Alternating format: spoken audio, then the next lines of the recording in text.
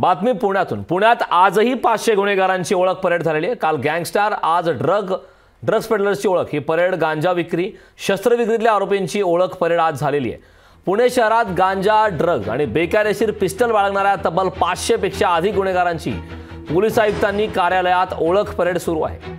ओळख परेड ही आज झालेली आहे।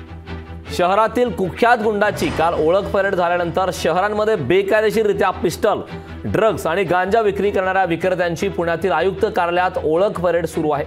पुणे पोलीस आयुक्त अमितेश कुमार यांनी पुणे पोलीस आयुक्त पदाचा पदभार स्वीकारल्यानंतर शहरातील 30 पोलीस स्टेशनच्या हद्दीत अंमली पदार्थ, पिस्टल आणि अवैध व्यवसाय करणाऱ्या गुन्हेगारांची ओळख परेड सुरू।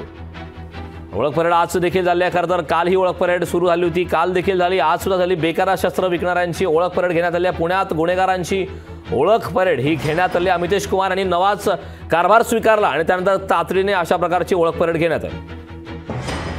काल आणि आज बेसिकली जे क्रिमिनल्स ऑन रेकॉर्ड आहे, काल गँगस्टर्स आणि बॉडी ऑफेंडर्स जे होते ऑन रेकॉर्ड, त्यांना आज जे ड्रग पेडलर्स आणि NDPSचे ज्यांच्यावर गुन्हा दाखल आहे किंवा आर्म्स ॲक्टचे, फायर आर्म्स 325 आर्म्स ॲक्टचे ज्यांच्या विरुद्ध गुन्हा दाखल झालेले आहे, असे आरोपींना बोलवण्यात आलेले आहे किंवा काल बोलवण्यात आला होता। त्याचे मुख्य उद्देश आहे प्रोॲक्टिव्हरित्याने प्रतिबंधक उपाययोजना करून जे गुन्हेगारी वृत्ती आहे त्याच्यावर पूर्णपणे नियंत्रण आणण्याची दृष्टिकोनातून ही सर्व कारवाई आहे।